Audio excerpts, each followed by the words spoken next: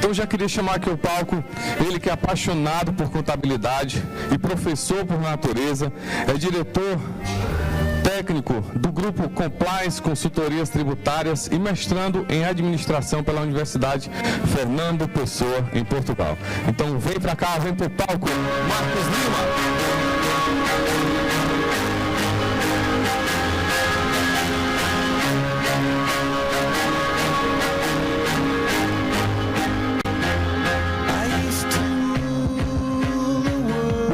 Bom dia! Esse bom dia foi muito fraco, hein? Bom dia! Bom dia! Bom dia! E aí, tudo bem com vocês? Beleza? Bom, sejam todos bem-vindos. Nós iremos iniciar nosso conteúdo técnico falando sobre reforma tributária, tá? Nós iremos trabalhar aqui fortemente as duas propostas que nós temos hoje circulando no Congresso e iremos trabalhar um aspecto bem técnico. Então vamos começar nosso Cona Fiscal e antes de começar a parte técnica eu queria agradecer a presença de todos. Eu estou vendo aqui alunos de todo o Brasil, estava conversando aqui com o professor Ângelo, a gente já viu aqui alunos de Manaus, alunos de Brasília, alunos de São Paulo, do Rio, e aí quero agradecer a presença de todos. Eu sou meio que espaçoso, então pode ser uma hora que eu pule daqui e vá congratular aí com vocês, beleza? Combinado? Bom, vamos trabalhar fortemente a reforma tributária. É óbvio, ontem mesmo eu fiz uma postagem no Instagram e até estava conversando com o professor Felipe Teixeira e a pergunta que eu fiz no Instagram foi: reforma tributária é necessária? E aí a gente teve uma resposta meio que surpreendente. Pelo menos 45% da galera respondeu que não. Como assim não? Né? Então vamos trabalhar esse processo de entendimento da reforma tributária no Brasil. E eu pergunto para vocês, quem aqui acha a reforma tributária necessária? Nós temos um sistema tributário complexo? Sim ou não?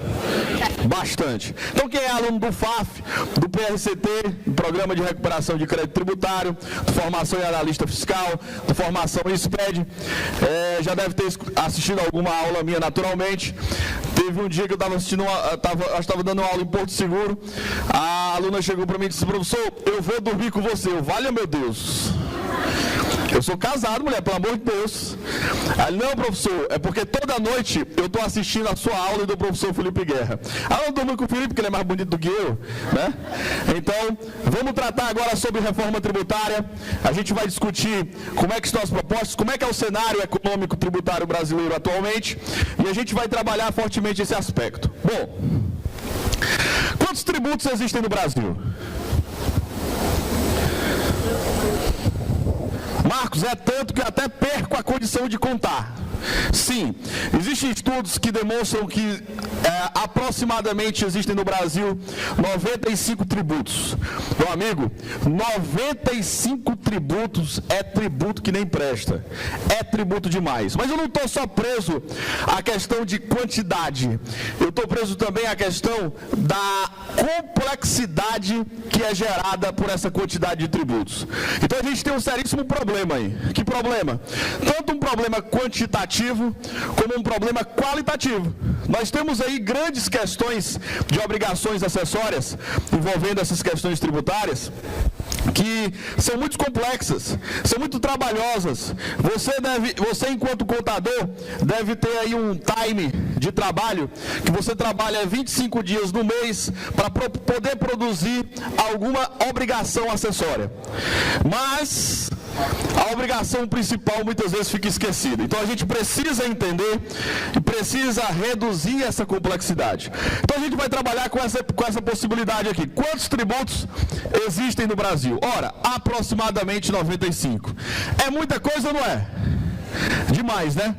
Então, vamos tentar entender como é que nós vamos reduzir, ou pelo menos uma tendência ou discussão, agora que a reforma previdenciária passou, sobre todas as condições possíveis, nós temos aí uma discussão que até acalmou um pouco a questão da reforma tributária, mas a gente consegue ter aí um dilema mais positivo nessa condição de discussão e até numa condição mais fácil de ser discutida tecnicamente falando. Então, nós vamos trabalhar com essa hipótese. Quantos tributos existem no Brasil? E partindo desse pressuposto, como é que eu faço para destravar o Brasil? Eu vou trazer uma frase agora para você, e aí a gente vai filosofar sobre essa frase. Será que eu consigo diminuir a burocracia no Brasil? Sim ou não? É difícil, né?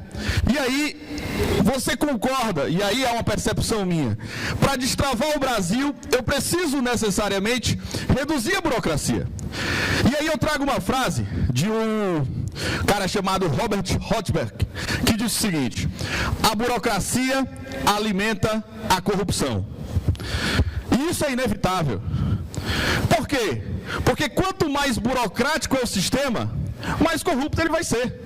Então a gente tem que tentar entender como buscar a redução dessa burocracia. Como é que a gente vai trazer elementos, ferramentas, tecnologias para aumentar a integração desses sistemas. O sistema público de escrituração digital é uma das grandes sacadas do negócio. Muita gente fala, o SPED não é uma ferramenta, não é contabilidade. Sim, meu amigo, mas olha só, o SPED contábil, ele trouxe muita valorização para quem faz contabilidade. Em 2014, quando veio o SPED contábil para as empresas do lucro presumido, muita empresa do lucro presumido tinha assim, ó, não tinha nem balanço de abertura, não sabia nem o que era livro caixa direito. Teve que implementar saldos iniciais para poder trazer funcionalidades contábeis para então ter condições técnicas de transmitir um SPED contábil. Então, é claro que eu tive que burocratizar, mas eu tive que aplicar ferramenta. E a aplicação de ferramenta tecnológica vai reduzindo cada vez mais essa burocracia, sem dúvida nenhuma. Você acha que a reforma tributária no Brasil vai reduzir carga tributária? Se você acha isso, você tem que repensar, porque a reforma tributária no Brasil não vai reduzir carga tributária. A reforma tributária no Brasil vai reduzir complexidade. Nós vamos falar de duas propostas, e essas duas propostas trabalham sobretudo em ambientes de redução de complexidade tributária. Tá certo? Então, vamos avançar.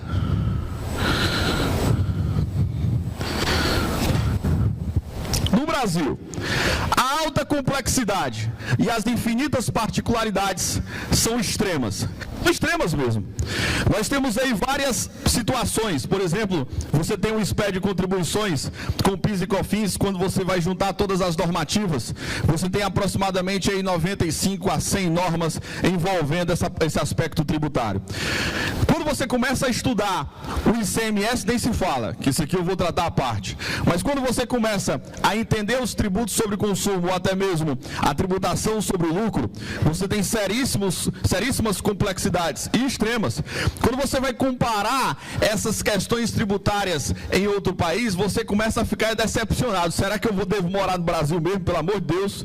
E aí a gente começa a tentar entender outras situações para ver se é possível trazer essas normativas, para ver se é possível trazer essas vivências para dentro do Brasil. E é isso que acreditamos que os legisladores tentam trazer, ou vão tentar trazer. Eu estou acompanhando muito fortemente as discussões técnicas no Senado, principalmente, que a gente tem discussões bem acaloradas, principalmente se eu devo trazer um IBS, se eu devo trazer um IVA, se eu devo trazer um IUF. Então a gente vai ter grandes mudanças nos próximos dias, nos próximos meses, nos próximos anos, sobretudo porque vai existir uma regra de transição. Quem aqui já leu, olha só a pergunta, hein? Quem aqui já leu alguma das propostas expostas de reforma tributária? 2, 3, nós temos aqui 350 pessoas, 380, só 3 pessoas leram alguma das propostas. É fundamental a gente estar atento a essas propostas, porque nós iremos nos preparar exatamente para o que vai vir. E esse o que vai vir vai ser com muita força. Claro, eu vou reduzir carga tributária? Não, eu vou reduzir complexidade. Ah, Marcos, eu estou bem tranquilo, porque eu vou reduzir complexidade, então quer dizer que tudo que eu aprendi de SPED, tudo que eu aprendi de obrigação acessória de DCTF, tudo que eu aprendi de tudo isso, vai ser mais fácil. Sim, mas é um novo conhecimento, é uma nova modalidade, é um novo formato de transmissão, são novos layouts e a gente vai ter que estar antenado a essas propostas, pois toda parte da obrigação principal que será alterada, nós precisaremos estar atentos também, sobretudo em relação às obrigações acessórias. Bom, a carga tributária em Portugal, por que eu trouxe aqui Portugal? Que é um país que a gente já vem estudando há algum tempo e a gente está fazendo, eu e o Felipe faz doutorado lá, eu estou terminando o mestrado e a gente vem percebendo alguns pontos em Portugal. Lá tem umas divisões interessantes, aqui eu trouxe o IVA de Portugal, tem Portugal continental, Portugal na Madeira e Portugal em Açores. Ele divide o país em 3 regiões tributárias. E essa divisão em regiões tributárias, eu tenho carga simples, normal, intermediária e reduzida. Ou seja, eu pego o produto, aplico a alíquota e encontro o valor do imposto. Ei, o ICMS é assim? É ou não é? Pensei que era. Ei, o PIS e COFINS é assim? É? IPI é assim? Imaginei que era. Mas isso aqui é o formato de tributação na Europa. Ah, Marcos, mas você pega Portugal, um país de primeiro mundo, você também tem condições geográficas que são positivas quanto a ele. Aqui no Brasil você tem um país continental, beleza, mas isso não quer dizer que eu precise gerar complexidade em questões tributárias. Eu preciso tratar de forma simplificada. E esse tratamento de forma simplificada é a sacada da reforma tributária. Tá, peguei Portugal como um dos pilares para poder entender. Mas a gente também tem aqui, quando eu vou analisar o Brasil, tributos estaduais. Vou focar no ICMS. Quem aqui sabe os 27 ICMS de todo o Brasil? Levanta a mão. Tá difícil, hein, Ângelo? Eu acho que o Ângelo deve saber uns 15. Mas as pessoas perguntam pra gente, né? A gente viaja o Brasil todo. E aí, Marcos, você conhece o ICMS de Amapá? Você conhece o ICMS de Tocantins? Rapaz, conhecer eu conheço. Já ouvi falar. Agora, ter todas as minúcias daquele regulamento, não. Porque precisa estudar o regulamento. Se você se especializa em ICMS, você só tem que ser especialista em ICMS praticamente hoje no Brasil. Se você sabe PIS e COFINS, você praticamente só atua com PIS e COFINS. Se você sabe imposto de renda e CSLL, você só atua com imposto de renda e CSLL. No máximo, tributos federais para tentar entender. Se você atua com Simples, né, Pinheiro? Você só atua com Simples. Então, eu preciso ter, é óbvio que um conhecimento segmentado é natural, isso é muito natural. O clínico geral não faz ortopedia, o clínico geral não faz ginecologia. É óbvio que eu preciso me especializar em alguma coisa. Mas o tributarista precisa entender o arcabouço tributário. E isso é uma dificuldade, principalmente no Brasil. E isso, tributos estaduais, 27 motivos para entrar em depressão. Tem alguém que já entrou em depressão aqui? Não levante a mão, por gentileza, fique caladinho, tá bom? Mas tem horas que dá vontade da gente entrar em depressão, né? Mas assim, Marcos, você é tão apaixonado por contabilidade, você ama a contabilidade, você diz que a contabilidade é linda no Brasil todo, e você ainda tem sensação de que vai entrar em depressão? Rapaz, no mais rigor da palavra, mas às vezes dá uma tristeza. No entanto, vem logo a alegria, porque se você ama o que faz, nada disso importa. Você vai fazer tudo com maestria, e isso é fato. Bom,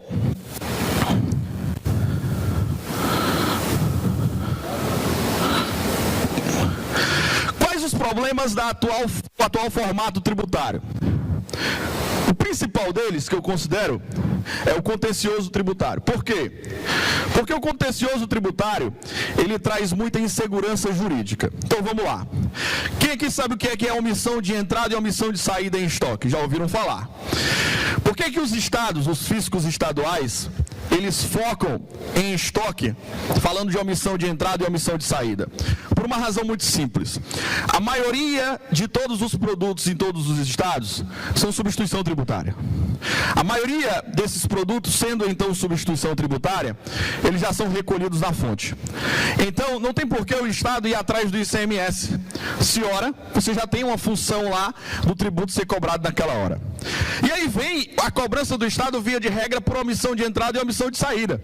Quem já foi meu aluno, por exemplo, em aulas presenciais, falando de, sei lá, de planejamento tributário ou alguma coisa nesse nível, eu sempre entro nessa lógica, omissão de entrada e omissão de saída. Pois bem, isso é a forma de gerar insegurança jurídica. Por quê? Porque muito empresário chega e pergunta o seguinte: Marcos, pelo amor de Deus, eu compro tudo com nota e vendo tudo com nota. Ainda assim eu posso ter problema em fiscalizações? Com certeza. A insegurança jurídica nesse meio, voltado para cadastro de produtos, voltado para cadastro de figuras tributárias, você leva a um entendimento muito falho. Há diversos entendimentos, diversas formas de interpretação e, portanto, gera um problema de contencioso tributário.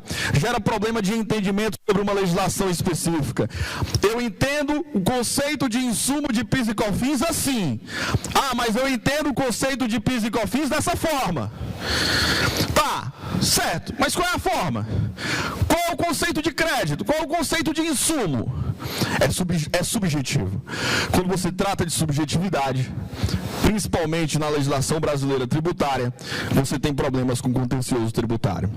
E o custo da conformidade tributária, para deixar tudo isso alinhado, é muito oneroso. Certa vez eu estava conversando com um empresário e ele me disse o seguinte: Marcos, só para manter o meu setor fiscal, eu gasto 1,5% do meu valor do faturamento no mês. Meu amigo, 1,5%. Tem empresa que não tem isso de margem de lucro. Tem empresa que tem 0,3, 0,4, 0,5 de margem de lucro, e o cara gastando 1,5% do faturamento com o setor fiscal. Quando ele fala setor fiscal, ele fala fiscal, contábil e controladoria. E aí envolvendo toda a parte normativa. O custo dessa conformidade é altíssimo. O custo desse tratamento é altíssimo. O que nós estamos propondo, principalmente para os políticos aí vigentes, é reduzir essa complexidade e, portanto, reduzir esse custo. E aí, muitos perguntam assim: Marcos, não vai ter redução de carga tributária. Beleza, massa. Mas se eu reduzo complexidade, eu reduzo o custo de conformidade tributária. Eu reduzo burocratização. E se eu reduzo burocratização, eu aumento minha margem. E essa é a sacada do negócio. Nós, enquanto contadores, precisamos defender isso. Defender que, beleza, não vai ter redução de custo tributário direto, mas vai ter redução de custo indireto. O custo administrativo para manter um departamento contábil e fiscal. E essa é a sacada das propostas da reforma tributária. É óbvio que nós queríamos, naturalmente, que tivéssemos uma redução de custo tributário direto, mas infelizmente não é a realidade proposta nas duas propostas legislativas. Bom, todo mundo aqui já ouviu falar na Lei Complementar 123? Sim? Quem nunca ouviu falar, levanta a mão. Opa, coisa boa, hein? A Lei Complementar 123 é a lei que norteia o Simples Nacional. Pois bem, essa lei complementar, ela surgiu em 2006. Mas antes de 2006, nós tivemos grandes propostas para um negócio chamado Simples Federal. Na verdade, rodou o Simples Federal. E aí, o Ângelo deve conhecer, o primeiro Simples do Brasil foi um tal de Simples Candango, lá no Distrito Federal. E depois, obviamente, com toda a política envolvida, virou, então, Simples Nacional, com a Lei Complementar 123. E pasmem, o Simples é considerado o embrião da reforma tributária. Acompanha comigo. Olha só, qual é a ideia da reforma tributária? É transformar todos os tributos em um, não é verdade? O que é que o Simples tem? Tecnicamente, operacionalmente, todos os tributos em um. É óbvio que respeitando suas proporções técnicas, porque eu não tenho um único tributo, eu tenho uma distribuição de conjunto tributário sendo pago em um único documento.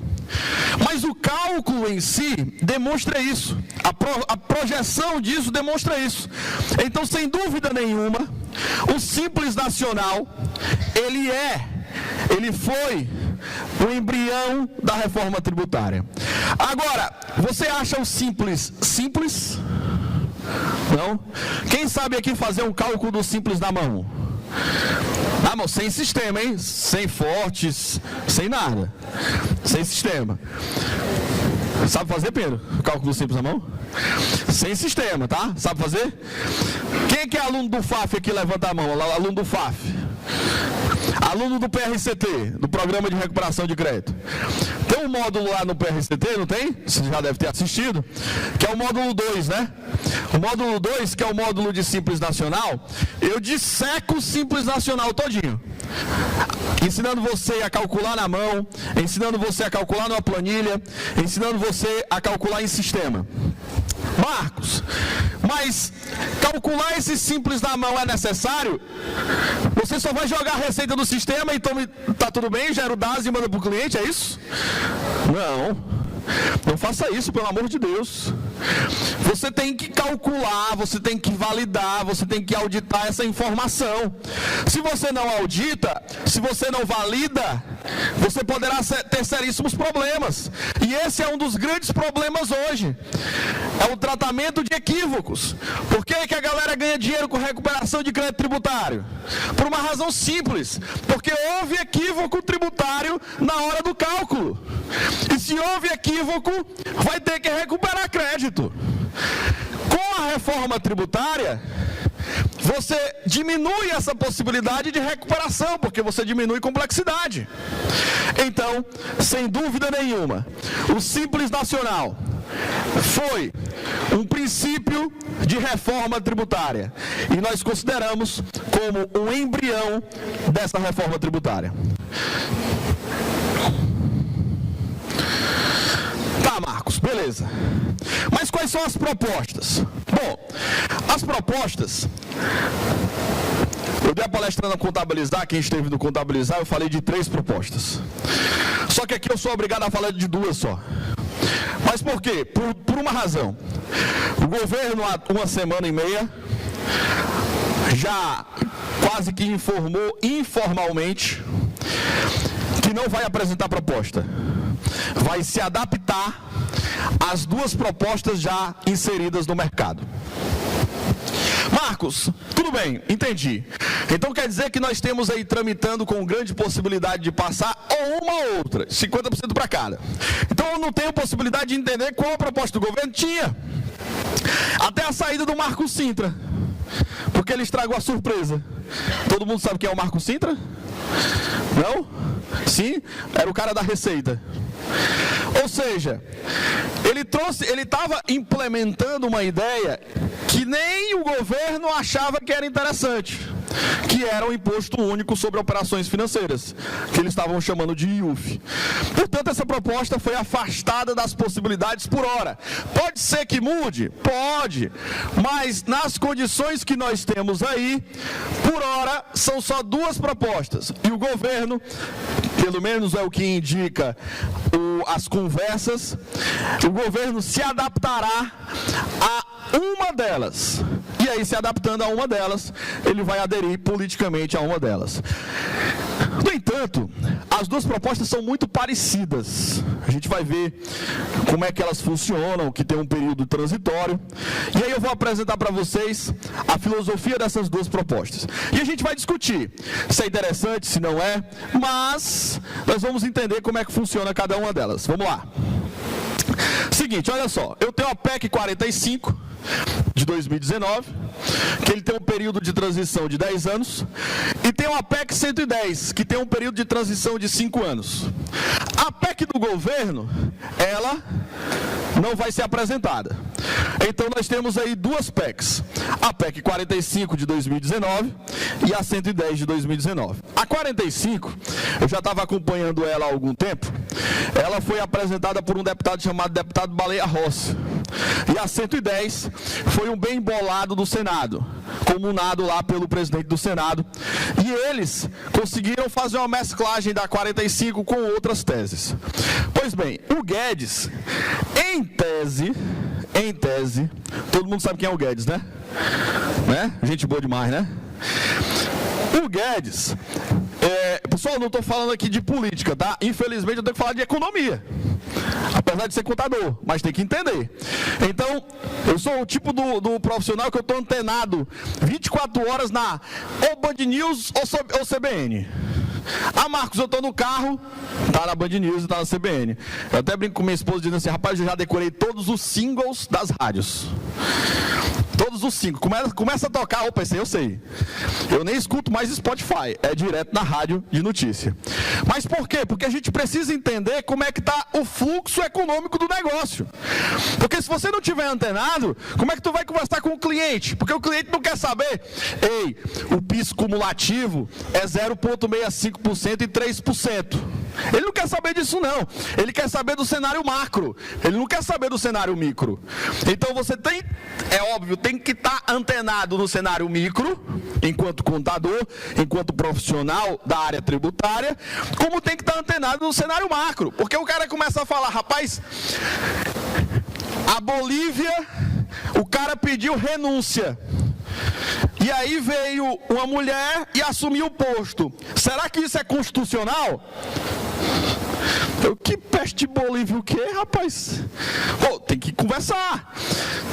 Bolívia, a mulher assumiu a presidência constitucionalmente. Quem já leu a Constituição da Bolívia, levanta a mão. Ninguém? Como assim? Tá um negócio em alta. Eu fui lá no Google, saca só, e botei, quero entender a Constituição da Bolívia. Pronto, apareceu o link lá. Parece que um dos links mais clicados na última semana no Google era a Constituição da Bolívia. Por incrível que pareça. E tá aí a sacada da informação fácil de ser acessada. E fui ler a Constituição da Bolívia. Só que você tem que colocar no Google lá para traduzir em português, né? E aí a gente começa a ler. E eu vi que é possível aquela mulher ter assumido a presidência em virtude de um processo constitucional. Ou seja, tem que estar antenado. A reforma também é assim. Quantas vezes você colocou no Google reforma tributária no Brasil 2019? Né? E aí, quais são as propostas? Estou lhe apresentando agora, são duas. Uma com período de transição de 10 anos e a outra com período de transição de 5 anos. Marcos, o que é esse período de transição? Nós vamos entender. Isso aqui é para acabar com uma coisa chamada guerra fiscal. O que é a guerra fiscal? Guerra fiscal nada mais é que o Estado querendo ganhar do outro. Ponto. Ah, Marcos, eu vou para Manaus e lá tem Zona Franca de Manaus. Tem alguém de Manaus aqui? Beleza. Ah, eu vou para o Macapá, lá tem área de livre comércio. Eu vou para o Nordeste, lá tem informações voltadas para a Sudene que podem gerar redução de carga tributária do imposto de renda relativamente ao lucro da exploração. Ou seja, existe aí uma guerra fiscal muito nítida. Uns estados reduzindo carga tributária para chamar a economia para aquele estado. Esses períodos de transição são exatamente para reduzir esse impacto. Porque, pasmem, os estados não querem a reforma tributária via de regra. Isso é informação nítida na mídia. Marcos, mas por quê? Ora. Por quê? Por uma razão simples, eles precisam ganhar. Por que eles detestam o Simples Nacional? Ora, porque o Simples recebe uma partilha através de um sistema, o Estado recebe só uma parte, vai para o município, então tem uma receita meio que conturbada ali, é óbvio que tem uma organização, mas ainda existem alguns pareamentos que não são interessantes, e eles praticamente não conseguem normatizar, exatamente porque eles precisam deter o conhecimento ou a normatização estadual. Marcos, mas nos Estados Unidos é assim? Sim, nos Estados Unidos é assim também, só que é pouco perceptível. Você também tem estados nos Estados Unidos que tem certas isenções tributárias que levam uma grande quantidade de empresas para aquela região, só que é menos forte, menos intenso essa classificação. No Brasil, a gente vai conseguir eliminar isso? Opinião técnica, entendo que não. Entendo que a gente não vai conseguir eliminar a guerra fiscal, mas entendo que nós vamos conseguir reduzir ao máximo. E essa é a sacada que a gente vai trazer das duas PECs. Vamos lá. PEC 45, IBS, a versão brasileira do IVA. Alguém já ouviu falar em IVA? Imposto de Valor Agregado. Para o Brasil, poderá ser imposto sobre bens e serviços.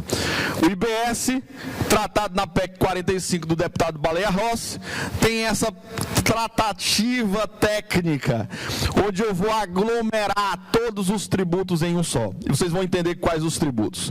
Mas aqui, ele trata basicamente de tributos indiretos. Daqueles tributos, você consegue necessariamente tratar sobre o consumo. E esse consumo, se você pega, por exemplo, um documento fiscal, você vai ver lá, impostos sobre esse consumo. Bom, o contribuinte olha e diz, rapaz, tem um imposto único? Não. Tem vários impostos naquele estudo, que muitas vezes é explanado pelo IBPT. Mas a tendência é de fato se transformar no imposto único, no imposto de bens e serviços. E é o que trata a PEC 45. Bom, quais são as características da PEC 45? Primeiro, tem uma regulamentação única. E aí vem a briga, porque os estados, eles querem participar dessa regulamentação. Bom, essência não cumulativa. Marcos, não poderia ser cumulativo? Não. A ideia da PEC é tratar o IBS como não cumulatividade.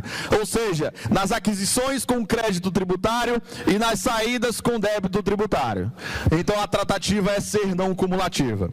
Não será objeto de isenções ou outras concessões. Isso aqui é a grande coisa mais maravilhosa que existe.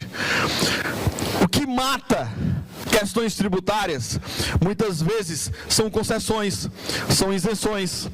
Porque a renúncia fiscal, ela muitas vezes motiva uma disparidade comercial. Então você pega lá um grupo econômico de farmácia e um grupo econômico de XYZ. Meu amigo, você vai comparar o custo tributário daquela farmácia? É quase zero, tendendo a zero. Por quê? Porque tem várias concessões, várias isenções. E outros negócios. Portanto, você conceder isenção para um segmento, pode ser que estimule, provavelmente, alguma competitividade negativa. Próximo tópico, princípio do destino, incidência por fora. Ou seja, essa incidência por fora é interessante que na própria Europa eles trabalham assim, onde eu tenho o valor do produto exposto e o valor do imposto exposto. E eu chego ao valor total do documento, e está exposto. Quando eu faço esse princípio por fora, esse tributo por fora, que é muito parecido com o ICMS-ST e com o IPI na indústria, você tem um tributo destacado em documento, agregando o valor ao produto. E isso é muito importante, principalmente para nós consumidores. E uma alíquota uniforme, a somatória das alíquotas fixadas pela União, Estado e município. Ou seja, eu vou ter lá praticamente uma tabela muito parecida com o que tem em Portugal. É óbvio que não foi decidido ainda, até porque é uma PEC.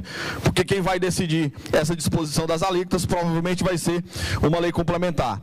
Então, você tem lá informações, mas numa alíquota uniforme desse processo. E isso é muito importante.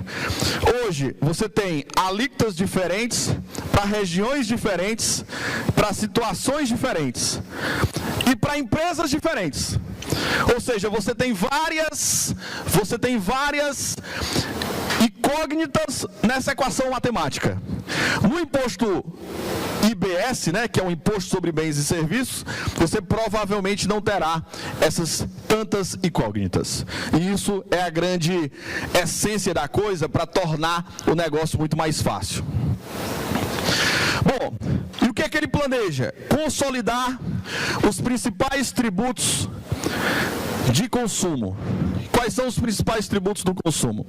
PIS, COFINS, IPI, ICMS e ISS. Meu sonho, né? Mas vamos ver se é realidade, é Bruno Ângelo. Já existem projeções, é óbvio, para consolidar aí muito na beirada do negócio PIS e COFINS. No entanto, isso parou. E aí veio a discussão da reforma previdenciária, e depois aí vem todo esse aglomerado político, e aí nós temos seríssimos problemas políticos, nós temos seríssimos problemas econômicos, sociais, e aí essa consolidação de PIS, COFINS, IPI, ICMS e ISS poderá não ser tão rápido, mas nós estamos torcendo para o negócio funcionar. Bom, Marcos, quer dizer que eu vou revogar a Lei 10.833, a 9.718, a Lei Candir, a Lei Complementar 116, o regulamento do IPI? É óbvio que se você vai consolidar, você necessariamente irá, então, fazer uma revogação dessas normativas. Bom, deixa eu ver, tá aqui. Vamos agora para a PEC 110.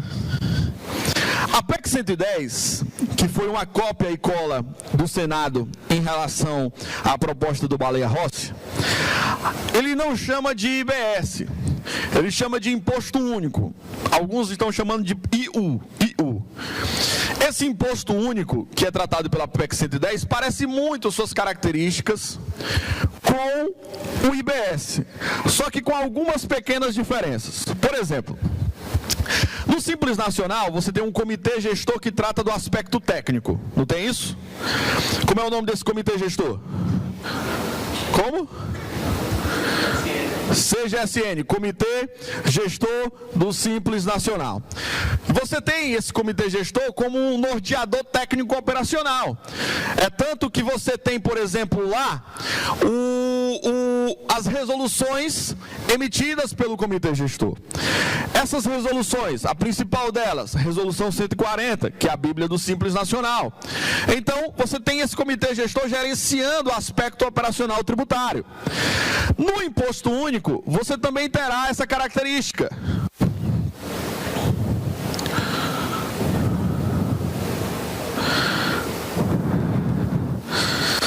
Comitê Gestor Federal, ou seja, nós teremos um comitê gestor que trabalhará a normatização operacional desse tributo, desse imposto único. Pois bem, essa normatização poderá ser feita através de vários entes participando desse comitê, naturalmente isso poderá acontecer, e também da classe empresarial, que já está sendo difundido intensamente isso. Terá também uma regulamentação única, será não cumulativo, não será será objeto de isenções e outras concessões. Será o próprio destino imposto por fora e a alíquota uniforme, ou seja, eu trabalho no mesmo formato. A única diferença dessas características é o comitê gestor. Serão extintos 9 tributos: o IPI, o IOF, já melhora aí. Melhor em que sentido? Eu não vou ter imposto sobre a operação financeira, mas a ideia é entrar nessa consolidação, o IOF. Salário e educação, CID combustíveis, todos os tributos federais, ICMS e todos os tributos sobre o serviço, ou seja, o ISS. Nessa extinção dos 9 tributos, você terá um imposto só. Marcos, e como é que ficará as operações financeiras? Não sei. Precisa de regulamentação operacional. Ou seja, a tendência dessa PEC 110 é trazer exatamente a extinção desses 9 principais tributos. Não acaba, por exemplo, com o imposto de renda e CSLL, tá? Não acaba com o imposto de renda e CSLL. Os tributos sobre lucros, eles continuam. Isso precisa ficar muito claro. É tanto que existem discussões para dentro dessa reforma tributária também, a retornar a tributação sobre a distribuição de lucros, que é uma discussão forte hoje politicamente e socialmente, porque acaba então equivalendo a aspectos sociais remuneratórios. Portanto, 9 tributos em um só, onde eles chamam de tributo único, proposta da emenda constitucional 110.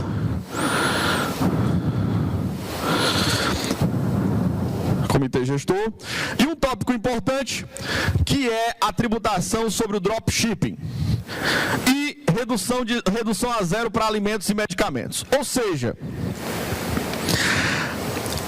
aqui ele acaba tendo algumas concessões e isenções nessa PEC, mas são concessões e isenções para aspectos segmentados muito especificamente para aquilo que é necessário para a sociedade. Então, medicamentos e alimentos poderão sim ter alíquota zero. E por fim, dropship. Como assim dropship? Alguém sabe o que é dropshipping? Tem um monte de gente ganhando dinheiro hoje sobre dropship, com dropship, e não tem tratamento tributário sobre esse aspecto. O dropship nada mais é que uma intermediação de negócio, mas utilizando o marketing digital. E esse processo é muito comum hoje no mercado que nós temos, muito dinâmico. E essa reforma tributária, a 5.0, vai trabalhar fortemente nesse aspecto também.